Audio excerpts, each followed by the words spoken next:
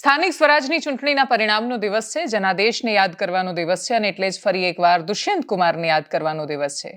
એમણે બહુ સરસ કહ્યું હતું કે तुम्हारे पांव के नीचे जमीन नहीं, कमाल ये है कि फिर भी तुम्हें यकीन नहीं, मैं बेपनाह अंधेरों को सुबह कैसे कहूं, मैं इन नजारों का अंधा तमाशबीन नहीं। કોંગ્રેસ માટે આ સંપૂર્ણ દરેક મોટા ભાગના કેટલાય વર્ષોથી સતત પરિણામો પર લાગુ હોવા છતાં પણ કોંગ્રેસ જ્યાં સુધી એ વાતને સ્વીકારશે નહીં ત્યાં સુધી એનો પરિણામમાં કોઈ પરિવર્તન આવશે એ અપેક્ષા ગુજરાત કોંગ્રેસ પાસેથી વ્યર્થ છે। નમસ્કાર, આપની સાથે હું દેવાંશી।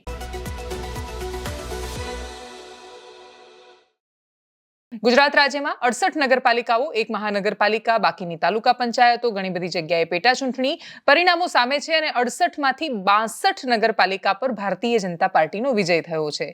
62માં ભાજપનો વિજય એનો મતલબ એ નથી કે બાકીની 6 પર કોંગ્રેસની જીત થઈ છે।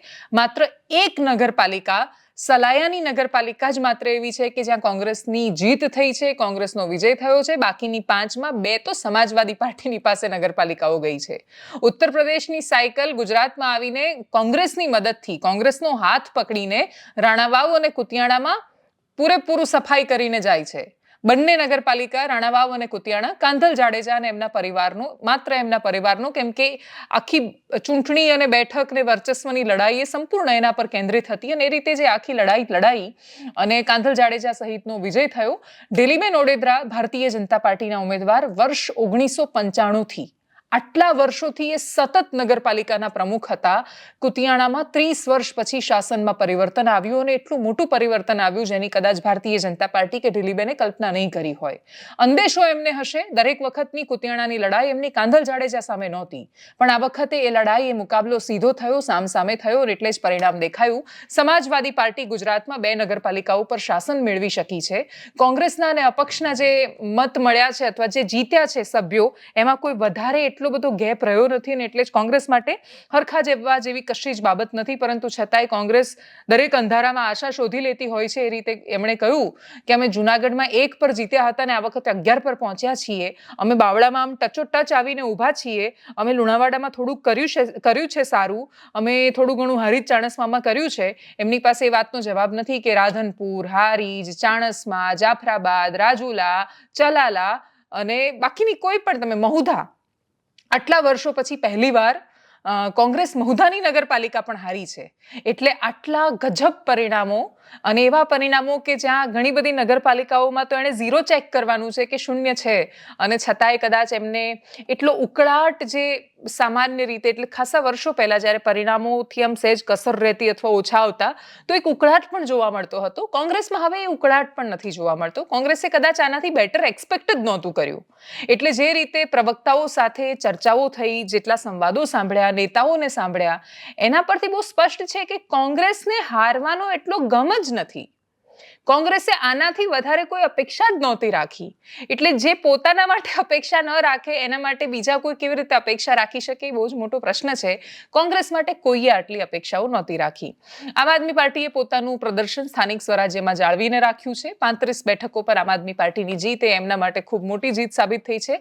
સલાયા એકમાત્ર એવી નગરપાલિકા રહી કે જ્યાં ચારેય બાજુ બધે સફાયો થઈ રહ્યો હતો કોંગ્રેસનો અને બાકીનો, ત્યાં સલાયામાં ભારતીય જનતા પાર્ટી સંપૂર્ણ સફાચટ થઈ ગઈ। એક પણ બેઠક સલાયામાં એમને ન મળી। કારણ કે તર્ક જો તમે એવું આપો કે ભાઈ સલાયા તો મુસ્લિમ બાહુલ વિસ્તાર છે અને મુસ્લિમ પ્રભાવી છે એટલા માટે ત્યાં ન મળ્યું, તો એનો જવાબ તમને રાધનપુરમાં મળશે, બાકીની બધી નગરપાલિકાઓમાં પણ મળશે, કેમ કે ભારતીય જનતા પાર્ટીએ પણ એક નવી શરૂઆત કરી છે અને સમયની માંગને જોતા, બદલાતો સમય, બદલાતી રાજનીતિને જોતા ભારતીય જનતા પાર્ટી પાસેથી ખૂબ અપેક્ષિત આ શરૂઆત હતી કે એમણે ખૂબ બધા મુસલમાન ઉમેદવારોને ટિકિટ આપી છે। દેશની અને રાજ્યની મેઇન સ્ટ્રીમ પોલિટિકલ પાર્ટી એક વર્ગને જો સતત ટિકિટ ન આપે તો ઘણા બધા ક્ષેત્રમાં એમની પોતાની જીત પણ સંભવ નથી હોતી। ભારતીય જનતા પાર્ટીએ એમાં પરિવર્તન કર્યું। રાધનપુરમાં આ વખતે એમણે 7 જેટલા મુસલમાન ઉમેદવારોને ટિકિટ આપી, જેમાંથી રજિયાબેન, કુલસુમબેન ઘાંચી, ગુલામ રસૂલ ઘાંચી, આ બધા જ એ ભારતીય જનતા પાર્ટીના રાધનપુરના ઉમેદવારો છે જે આ વખતે જીત્યા છે। અને રાધનપુરમાં ભારતીય જનતા પાર્ટીએ નગરપાલિકામાં પોતે જીતનો પરચમ લહેરાવ્યો છે। બાવળા એવી છે કે જ્યાં ચિત્ર વચ્ચે લટકેલું રહી ગયું છે। ઘણી બધી જગ્યાએ અપક્ષો છે એ વધારે દમદાર રહ્યા છે। બાવળામાં બહુ રસપ્રદ ચિત્ર સર્જાયું છે। 14 બેઠક ભારતીય જનતા પાર્ટીને મળી 28માંથી, 13 બેઠક કોંગ્રેસને મળી અને 1 બસપાને મળી। હવે બસપા જો કોંગ્રેસને સમર્થન આપે ને બીજો એકાદ ભારતીય જનતા પાર્ટી પાસેથી કોંગ્રેસ ખેંચી શકે, જે સામાન્ય રીતે કોંગ્રેસ કરી શકશે કે કેમ એને બહુ શંકાની જેમ જોવામાં આવે છે. ભારતીય જનતા પાર્ટી માટે ચિત્ર વધારે આસાન હોય છે, કેમ કે આવું ખાસા વર્ષોથી જોઈ રહ્યા છીએ ભારતીય જનતા પાર્ટી જે પોલિટિક્સ કરે છે, અને એટલે જ બાવળાનું ચિત્ર છે એ બહુ જ રસપ્રદ રહ્યું છે. બીજું એક ચિત્ર જે રસપ્રદ રહ્યું એ ડાકોરનું છે. ડાકોરમાં 14 ભારતીય જનતા પાર્ટીને આવી, પણ ટાઈ પડી. અને 14 કોની આવી હશે? તમે ધારશો આમ આદમી પાર્ટી કોંગ્રેસના કોઈ જ નહીં, 14 અપક્ષ જીત્યા છે ત્યાં. એટલે ચિત્ર વધારે પેચીદું થયું છે કે ત્યાં ટાઈ પડી, અનિર્ણાયક રહ્યું, પણ 14 ભાજપની છે અને 14 અપક્ષની છે, એટલે પૂરી સંભાવનાઓ છે કે અપક્ષમાંથી એક કે બેના સમર્થનની જરૂર પડવાની છે ડાકોરમાં. માંગરોળમાં પણ બહુ રસપ્રદ થયું. માંગરોળમાં આખો ખેલ હવે બસપાના હાથમાં છે. 15 ભારતીય જનતા પાર્ટી જીતી, 15 કોંગ્રેસ જીતી, 4 બસપા, 1 અપક્ષ અને 1 આમ આદમી પાર્ટી. એટલે હવે જો બસપા પર નિર્ણય છે, બસપા કઈ બાજુ જાય છે. આમ આદમી પાર્ટી ભારતીય જનતા પાર્ટી પાસે જવાની નથી. અપક્ષ કઈ બાજુ જાય? અપક્ષ ભારતીય જનતા પાર્ટી જોડે જતો રહે તો એ બસપા જો ન જાય તો એ માંગરોળમાં પોતાની સરકાર ન બનાવી શકે, નગરપાલિકા ન બનાવી શકે, અને એટલે જ આ બહુ રસપ્રદ ચિત્ર સર્જાયું. સૌથી વધારે રોમાંચક, જોરદાર અથવા ઘણા બધા લોકોને આંચકો લાગે એવા સમાચાર આવ્યા ચોરવાડથી.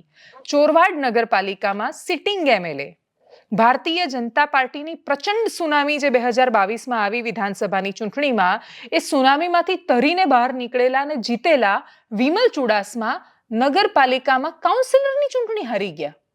વોર્ડમાં ચૂંટણી હારી ગયા. વોર્ડ નંબર 3 થી લડી રહ્યા હતા. વિમલ ચુડાસમા હાર્યા. ખૂબ આક્રમક શૈલીમાં ભાષણ કરી રહ્યા હતા. હમણાં 2 દિવસ પહેલા એમના ભાષણની ચર્ચા કરી હતી, અને એમાં એ સાંસદને દામો કહીને ચીડવતા હતા.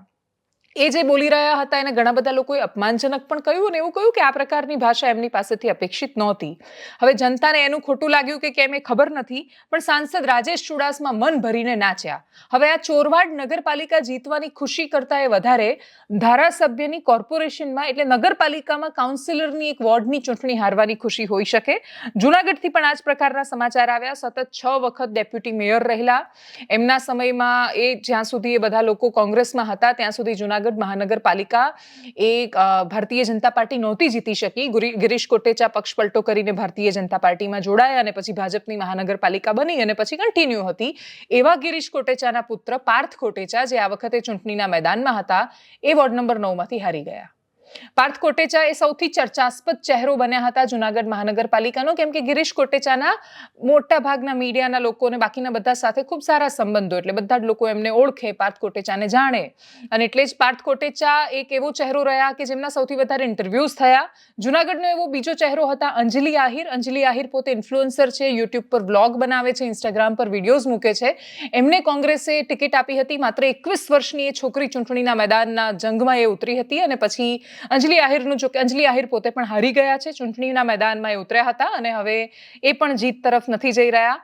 અપક્ષ જીત્યા વોર્ડ નંબર 9 માંથી, અને રસપ્રદ રીતે જે કોંગ્રેસના ઉમેદવાર એમની સામે હતા, જે પોતે હાર્યા, પાર્થ કોટેચાની સામે જે ઊભા હતા કોંગ્રેસના ઉમેદવાર, પણ એમનું પાર્થ કોટેચાને હરાવવામાં બહુ જ મોટું યોગદાન રહ્યું હતું. જેવા પાર્થ કોટેચા હાર્યા એટલે તરત જ જઈને ભારતીય જનતા પાર્ટીમાં જોડાઈ ગયા. ગિરીશ કોટેચા માટે એવું કહેવાતું કે ભારતીય જનતા પાર્ટીનો જ એક વિશાળ વર્ગ છે જે એમની સામે પડ્યો છે. કોંગ્રેસમાંથી ભારતીય જનતા પાર્ટીમાં ગયેલા, પરંતુ છતાંય પોતાની રીતે કદ્દાવર મનાતા નેતાઓ, મોટા ભાગના નેતાઓનું ભવિષ્ય આ જ હોય છે, કેમ કે ભારતીય જનતા પાર્ટી લાવી તો દે, એકવાર તમને એનું પ્રોમિસ પૂરું તો કરે, પણ એના પછી એ તમને પૂરા કરી નાખતા હોય છે. તો એ જ પ્રકારની તસવીરો અને દ્રશ્યો જૂનાગઢમાંથી પણ સામે આવ્યા. સાંસદનો ડાન્સ જોવા જેવો છે. ગિરીશ કોટેચાની પ્રતિક્રિયા, વિમલ ચુડાસમાની હાર પર જે પ્રતિક્રિયા સામે આવી, દેવગઢ બારિયામાં બબાલ થઈ, સંઘર્ષ લોહિયાળ બન્યો. એ સિવાય ભાજપ અને કોંગ્રેસની રેલી જ્યાં જૂનાગઢમાં પણ સામસામે નીકળી તો ત્યાંય બબાલ થઈ. બાકીની બધી એવી નગરપાલિકાઓ કે જ્યાં પરિણામો કાં તો એક તરફી કાં તો સંઘર્ષવાળા રહ્યા હતા, ત્યાં પણ સંઘર્ષના દ્રશ્યો સામે આવ્યા. અને સૌથી વિચિત્ર એક તસવીર સામે આવી, એ મહેમદાબાદથી હતી. એ તસવીર અત્યાર સુધી કોઈ ઉકેલી નથી શક્યું, ડીકોડ ન કરી શકાય કે એવું શું કામ થયું. મહેમદાબાદમાં લોરેન્સ બિશ્નોઈના પોસ્ટર લાગ્યા. એટલે જીત વખતે લોરેન્સ બિશ્નોઈના પોસ્ટર હાથમાં લઈને ભારતીય જનતા પાર્ટીનો કાર્યકર્તા હિન્દુ હૃદય સમ્રાટ લોરેન્સ બિશ્નોઈ કરીને ડાન્સ કરી રહ્યો હતો. શું કામ? મહેમદાબાદની ભાજપની જીતને લોરેન્સ બિશ્નોઈ સાથે શું લેવા દેવા? એ વાતનો જવાબ એ કાર્યકર આપી શકે, જો કે પછી પોલીસે એને ફટકાર્યો એ હતો, લીધો પણ હતો, ને બાકીના એ પણ દ્રશ્યો સામે આવ્યા કે જેના કારણે સંઘર્ષ ન થાય એ પ્રકારની તસવીરો પણ સામે આવી. પણ ટૂંકમાં ઓલ ઓવર જોવા જઈએ તો ચૂંટણી સારી રીતે પતી ગઈ. હેમખેમ બધું પૂરું થયું.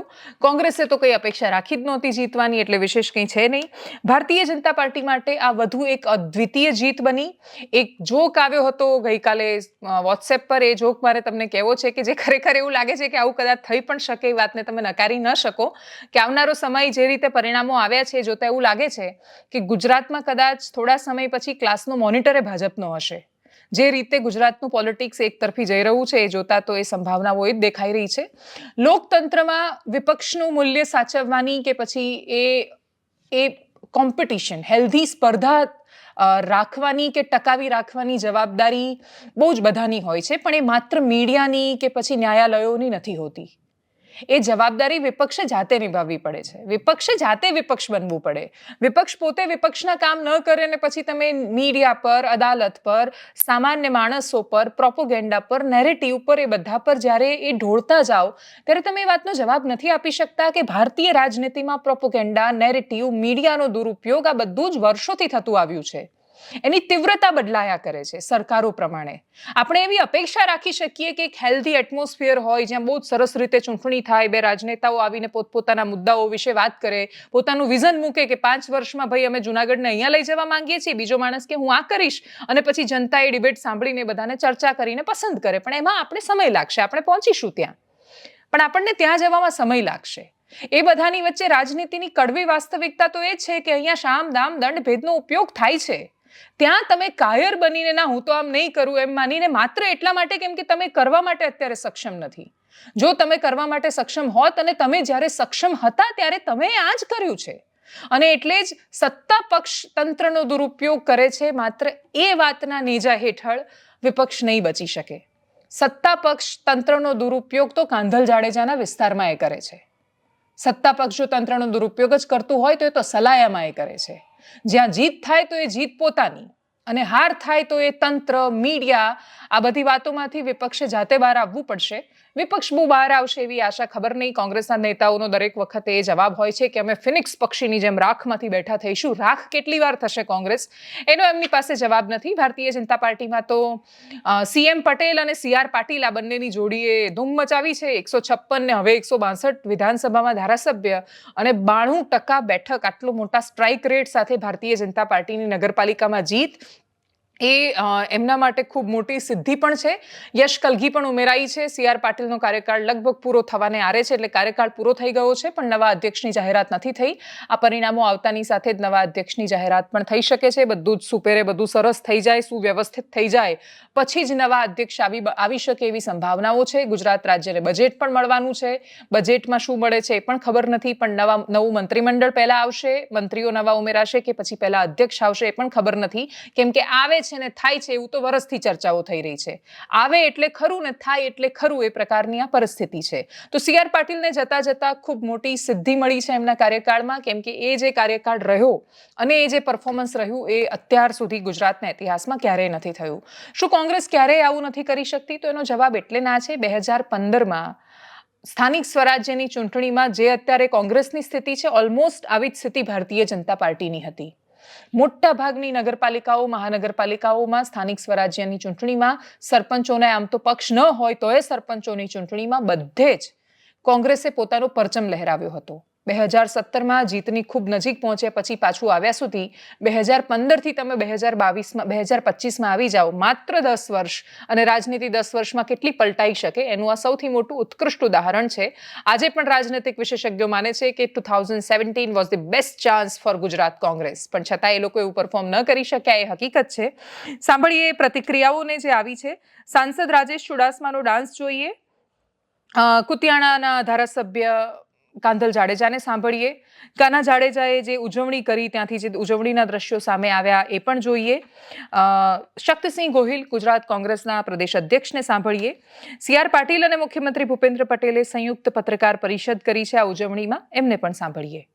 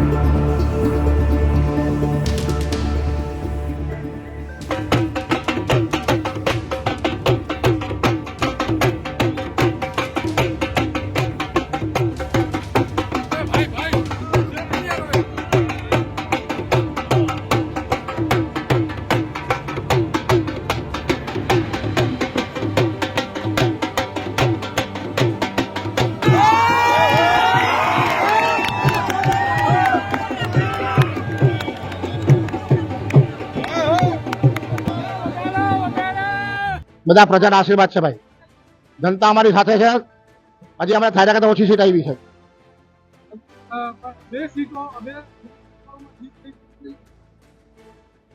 નાણામાં તો મારે 20 સીટ આવી છે ભાઈ. અહીંયા 16 અહીંયા 16 બધા આ બધા મારી બધી પ્રજાની જીત છે, બધા જનતાની જીત થઈ છે ભાઈ. મારી જીત નથી, બધાની જીત છે. આશ્વાસન નહીં, વચન પૂરું કરીશ. બાપના બોલથી કરીશ.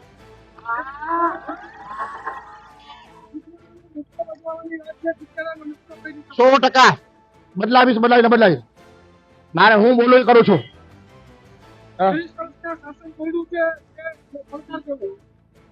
ભાઈ શાસનમાં એવું હતું કઈ કામ કર્યા નથી એટલે શાસન તૂટવાનું હતું. ગઢમાં આપડા પડવાના થતા એટલે પડી ગયા. બાકી આગળ પછી વાત કરો. ચાલો. 7.5 લાખ રૂપિયાથી ફોર્મ પાછું ખેંચવાની વાત ને 3.5 માં સોદો, આ સંપૂર્ણ કેમેરાની આંખે કોઈ જાતની છેડછાડ વગર દર્શાવાય. સ્પષ્ટ થયું કે ભારતીય જનતા પાર્ટી કઈ રીતની પ્રવૃત્તિ કરે છે. આપણે સૌએ જોયું કે મત નહીં આપો તો તમારા ઘર પર બુલડોઝરો ફેરવી દઈશું, ભાજપને મત નહીં. આ પણ ચાલે. કેટલાય અમારા ઉમેદવારો, લગભગ કોઈ બાકી નહીં રહ્યું હોય, નાણાના કોથળા, ધાક ધમકી, ખૂબ પ્રેશર. હું સલામ કરીશ મારા કોંગ્રેસ પક્ષના એક કાર્યકર્તા મિત્રોને કે આ બધાની વચ્ચે ખૂબ મજબૂતીથી, નિષ્ઠા અને પ્રમાણિકતાથી કોંગ્રેસના ઉમેદવારો ચૂંટણી લડ્યા છે. એમને અભિનંદન આપું. એવું કહેવાય છે કે હાર કે જીત કરતા ઓન ધ રાઈટ સાઈડ, સાચી દિશામાં મક્કમતાથી તમે ઉભા રહો એ જ મહત્વનું છે. અને આ બધા ઉમેદવારો મારા માટે ઉભા રહ્યા, એને અભિનંદન આપું છું. કેટલાક મિત્રોને વિનંતી છે કે આપ જૂનો ડેટા પણ થોડો એનાલિસિસ કરજો. અમારી કલ્પના જે હતી એમાં થોડી કચાશ રહી ગઈ. અમે 68માંથી 68 સીટ જીતવા માંગતા હતા, પણ 2 સીટ એ એનસીપીને મળી, 1 સીટ કોંગ્રેસને મળી. એની પાસે ગયા વખતે 13 સીટ હતી, એમાંથી ફક્ત 1 સીટમાં એ બચી શક્યા. એમાં પણ આપની સાથેની સ્પર્ધામાં એ માંડ છેલ્લા રાઉન્ડમાં એ જીતી શક્યા. એ તો એમાં 68માંથી પણ એમનો એકડો નીકળી જાય, પણ એકડો રહી ગયો. જે રીતે 51 સીટો ગયા વખતે નગરપાલિકાની જે ભારતીય જનતા પાર્ટી પાસેથી આ વખતે 14નો વધારો થયો છે. 7 સીટો અમે ક્લિયર કટ જીત્યા છે, જંગી બહુમતી સાથે જીત્યા છે. અને 5 સીટોની અંદર જે કેટલાક અપક્ષ છે એમણે અમને ટેકો આપવા માટેને વાત કરી છે. એના આધારે અમે કુલ 65 નગરપાલિકા એ સંપૂર્ણપણે ભારતીય જનતા પાર્ટીના માધ્યમથી અમે લોકોની સેવા કરવા માટેની તક એ ભાજપના કાર્યકર્તાઓને મળી રહી છે. હું માન્ય મુખ્યમંત્રી શ્રી ભૂપેન્દ્રભાઈ પટેલ એમને વિનંતી કરું છું કે એ પણ આપને કંઈક 2 શબ્દો કહે. ધન્યવાદ. હવે કંઈક પ્રશ્નો જે વડાપ્રધાનશ્રીનો કાર્ય મંત્ર છે, સૌનો સાથ, સૌનો વિકાસ, સૌનો વિશ્વાસ અને સૌનો પ્રયાસ. આ કાર્ય મંત્ર સાથે ભારતીય જનતા પાર્ટી એક થઈ હંમેશા ભારતીય જનતા પાર્ટી સંગઠન અને ચૂંટાયેલી પાંખ એક સાથે કામ કરતી હોય છે. અને એના પરિણામે આજે ગુજરાતમાં ખૂબ સારી સફળતા સાથે વિજય મેળવ્યો છે. અને આ વિશ્વાસ જાળવી રાખવા માટે ગુજરાત સરકાર, હું ને મારી ટીમ ખૂબ સારી રીતે હજુ વધુ ને વધુ નિષ્ઠાથી ને વધુ મજબૂતાઈથી કામ કરતા રહીશું. ધન્યવાદ. તો એનાલિસિસમાં અત્યારે બસ આટલું જ. આપ અમને યુટ્યુબ પર જોઈ રહ્યા હોવ તો સબસ્ક્રાઇબ કરો, ફેસબુક પર જોઈ રહ્યા છો તો ફોલો કરો, અમારા વિડીયોને શેર કરો અને સૌથી મહત્વની વાત, દેશ આપણા સૌ થકી બને છે, એને સુંદર રાખવાની, સ્વચ્છ રાખવાની જવાબદારી આપણા સૌની છે. ચૂંટણીઓ, હાર જીત, બાકીનું બધું આવતું જતું રહે છે. દેશ નાગરિકોથી જ મહાન બની શકે છે. કોઈ એક વ્યક્તિ એને એક દિશા આપી શકે, એને બદલી નથી શકતો સંપૂર્ણ, અને એટલે જ રસ્તા પર કચરો ફેંકવાનું બંધ કરીને એક નાની શરૂઆત આપણે કરી શકીએ છીએ. આશા રાખું કે આ પ્રયત્નમાં તો આપણે બધા જ જોડાઈએ. બાકીની બધી વાતો બાજુ પર મૂકીને ભારતીય તરીકે આપણું એ દાયિત્વ, આપણું કર્તવ્ય આપણે નિભાવીએ. નમસ્કાર.